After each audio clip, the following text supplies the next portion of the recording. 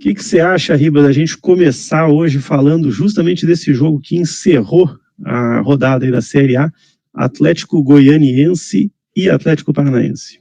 Bora lá. O jogo acabou agora há pouco, né? O Atlético visitou o Atlético Goianiense lá em Goiás. Foi um jogo bem ruinzinho, para falar bem a verdade. O primeiro tempo foi bem mequetrefe. O Atlético entrou com uma escalação bem alternativa, né? Entrou com várias reservas em campo. E o jogo no primeiro tempo foi bem fraco tecnicamente. Aí não teve muita emoção, não. Já no começo do segundo tempo, o Atlético leva um gol bem rápido, né? No comecinho do segundo tempo, num contra-ataque do Atlético Goianiense, o Luiz Fernando faz o gol. E na sequência o Atlético já consegue empatar ali com 3 minutos depois, ali o Atlético já consegue empatar com o gol do jogo. Depois do empate, o jogo novamente ficou muito ruim, né? Ficou um jogo sem muita emoção, não aconteceu nada até os 20 e poucos minutos, até quase 30 minutos do segundo tempo. E aí que veio o lance que eu acho que mudou aí o rumo da partida, que foi a expulsão do jogador do Atlético Goianiense.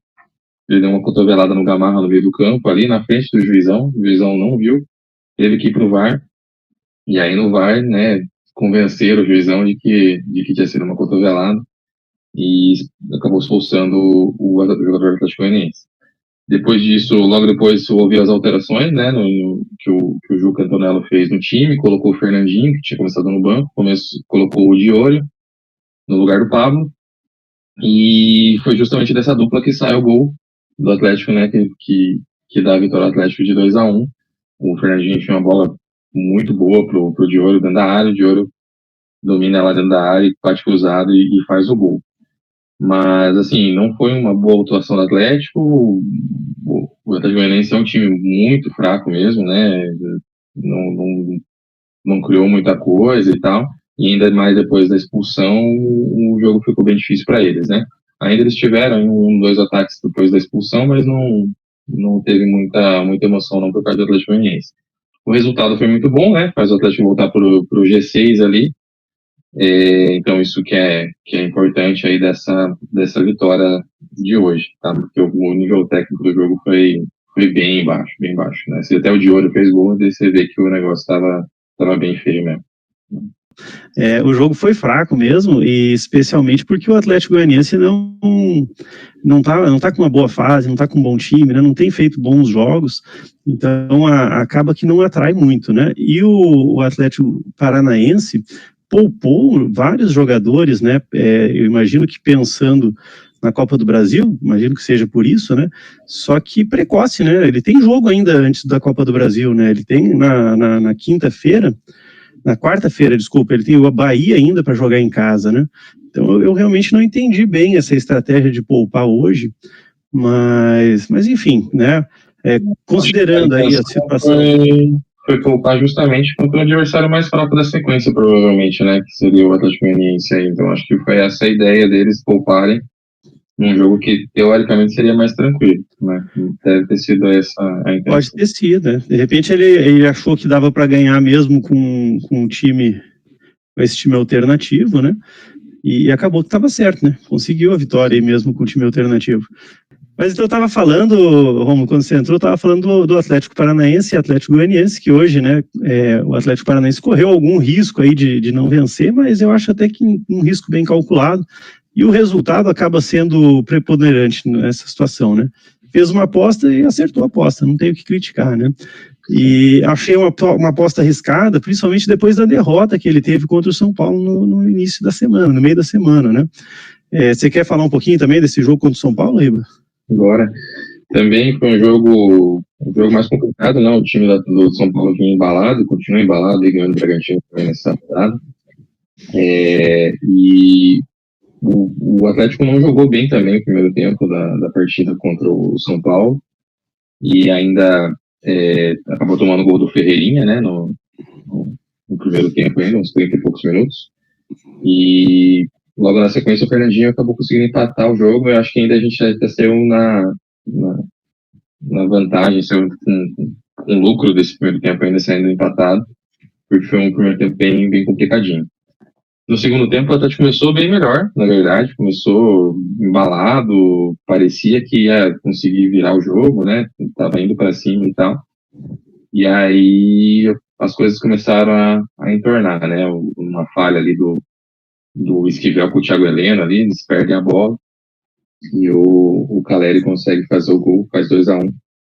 E daí em diante a vaca foi pro brejo, né? O Léo Link acaba expulso, uma jogada bem infantil ali, bem infantil mesmo, um negócio que não precisava acontecer, a bola estava parada, ele vai tentar tirar a bola do jogador de São Paulo, chuta o jogador de São Paulo, que também dá aquela valorizada, e aí acaba sendo expulso, e a partir daí, mesmo com um a menos, o Atlético ainda conseguiu dar uma pressãozinha no São Paulo, para tentar buscar um empate, mas não foi suficiente, e a gente acaba tendo essa derrota em casa aí que não era esperada, né? A gente podia sair com um resultado melhor, mas essa sequência de erros aí acabou resultando nessa derrota aí para o São Paulo em casa. É uma derrota que realmente não estava contando com ela, né? Especialmente por conta aí dessa situação, tá jogando em casa, né? E o Atlético tem um histórico bem favorável jogando em casa, né? Então, esses 3 pontos, ou pelo menos o empate, né? Eu imaginava aí que seriam bem possíveis. Mas é aquela coisa, né? O São Paulo é um gigante, né? Ele, mesmo quando está numa fase ruim, ele acaba conseguindo achar um jeito de incomodar, né? Dá a tua opinião rapidão aí, que o Botafogo fez um gol aqui, eu estou atualizando a tabela para a gente entrar com a tabela já atualizadinha. Botafogo e Atlético Mineiro começou o jogo agora às 8h30 da noite, o Botafogo já está ganhando lá no Engenhão. Acabou de pipocar aqui 1-0, né, pro Botafogo. Então eu ia lançar então, a imagem acho que, assim, na tela. O Atlético... Eu acho que o Atlético tem que achar o rumo, né? Tem que saber qual que é o Atlético que vai, né? Será que o Atlético estava bem com o Cuca naquele período, né? Ou esse Atlético que desandou. Então, o Atlético ali contra o São Paulo, que o Iba comentou, teve um monte de situação, né? Mas achei bacana a atitude do goleiro do Atlético depois do jogo, sabe? Um menino novo ainda, reconheceu o erro dele, falou, pô, fui cabaço e tal. E realmente é assim mesmo, cara. O cara foi juvenil mesmo. Serve de... E isso ele fala mesmo, cara, não, eu fui juvenil, pô, sou amigo do cara e tal, e isso serve de crescimento para ele, sabe, é um goleiro pelo jeito aí que, pelo que eu vi ele jogar, joga muito bem, acho que é outra joia do Atlético, né, então serve de experiência para ele, né, e hoje o Atlético fez o que tinha que fazer, né, fora de casa, vai lá, ganha o jogo e esperamos que engrene aí pro resto do campeonato, né, porque veio de uma sequência de jogos bem ruins, né, e aqueles jogos que, né, levou gol no finalzinho foi, terrível, né, porque você pega os pontos que perdeu ali, né? Nossa, você joga na tabela ali, eu até tava lá na ponta, né? Empatado com o Flamengo. Então, era colado no Flamengo. Aí agora já com a tabela atualizada, perdido, né? Mas o Botafogo, então, só para confirmar, o Botafogo abriu o placar lá no Engenhão, tá ganhando do Atlético Mineiro, esse jogo tá em andamento, então essa tabela aqui ainda não é definitiva, né? Nós vamos continuar acompanhando aí, acho que não vai dar tempo até o final da nossa live de falar esse resultado, mas não tá acompanhando, né? Com os resultados de hoje, então, vamos passar aqui rapidamente. Ontem, Flamengo empatou com o Cuiabá, 1-1, no Maracanã, um resultado até surpreendente, com muita dificuldade, inclusive, para conseguir achar esse empate. O São Paulo venceu o Bragantino no Morumbi por 2-0. Cruzeiro atropelou o Corinthians 3-0, esse jogo já hoje, né, às 16 horas no Mineirão. Cruzeiro que ainda não estreou as suas contratações, né, tem 5, 6 contratações aí que a tendência do Cruzeiro dá uma decolada aí para a segunda parte do Brasileiro, né? E o Cruzeiro tá ali na parte, perto da parte de cima, né? Tá mais perto da parte de cima da tabela. Então, se der uma engrenada ali, dá para brigar ali, ficar entre os 4 primeiros, né? Tem muito tempo ainda e eles estão colados ali na parte de cima, né? Sim, vai fazer uma graça ali, Um jogo a menos ainda.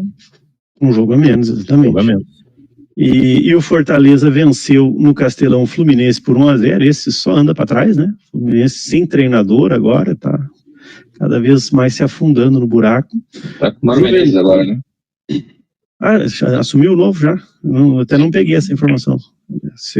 Mano Menezes, bom treinador, hein? Bom treinador.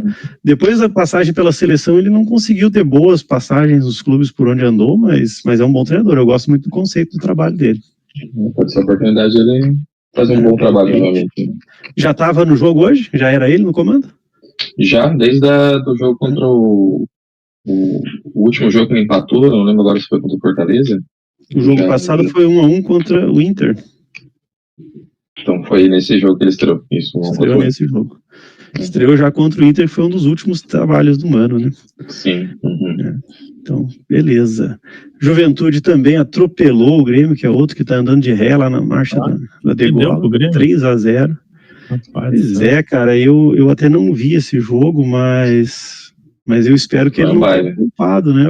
Ou talvez espero que tenha poupado, não sei agora se é melhor ter poupado ou não para a Copa do Brasil.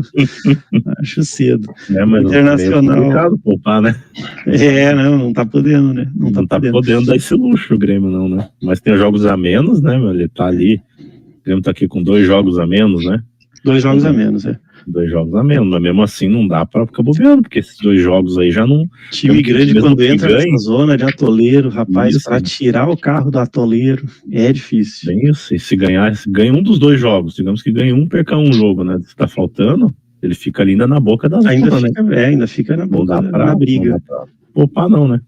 E ele ainda tá sem estádio, né? Ainda vai ficar por um bom tempo. Quem voltou a jogar no Beira-Rio hoje foi o Internacional. Fez uma festa bonita, levou lá os trabalhadores que ajudaram a limpeza, a manutenção, e, enfim, ajudaram a recolocar o Beira-Rio em condição de jogo. A festa foi linda antes da partida, né? Durante o jogo, o Vasco meteu 2-0, botou água no chope do Inter. O Inter ainda conseguiu descontar, mas não deu tempo para chegar ao empate. O Inter perdeu, então, no Beira-Rio, no jogo da volta, por 2-1 para o Vasco da Gama.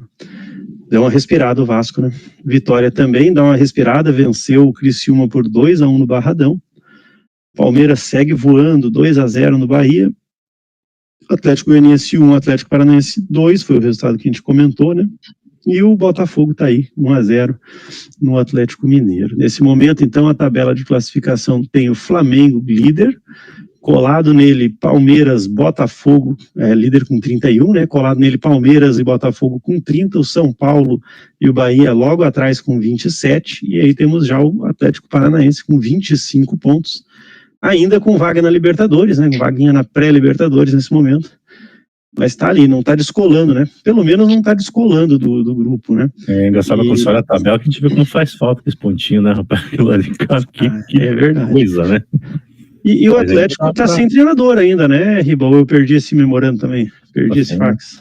Não, tá sem treinador ainda. O Gil Cantonelo continua como interino aí do Atlético. Então o Atlético não descolou do pelotão de frente ainda, mas, né, precisando somar uns pontinhos. O Atlético que na próxima rodada tem o Bahia na Liga Arena, né, uma grande oportunidade de somar pontos, confronto de 6 pontos, né, se vencer passa o Bahia. E o Bahia que não é mole não, hein, o Bahia City, né, o Bahia do Grupo City esse ano, tá com um bom time, um bom elenco, né, e tá fazendo um trabalho aí de time grande. Lá na zona de rebaixamento ainda temos Corinthians com 12, Grêmio com 11, Atlético Goianiense 11 e o Fluminense com 7. O Corinthians, o Grêmio e o Fluminense na Série B no ano que vem ia vender pacote de Premier adoidado, hein? O Premier tá tendo respeito. Se a Série B desse ano já tá difícil, Rômulo, imagina uma Série B com mais esses 3 graúdos aí. Cara, tem que pensar até nisso, hein, de subir esse ano é uma chance maior do que pegar esses times no ano que vem, cara.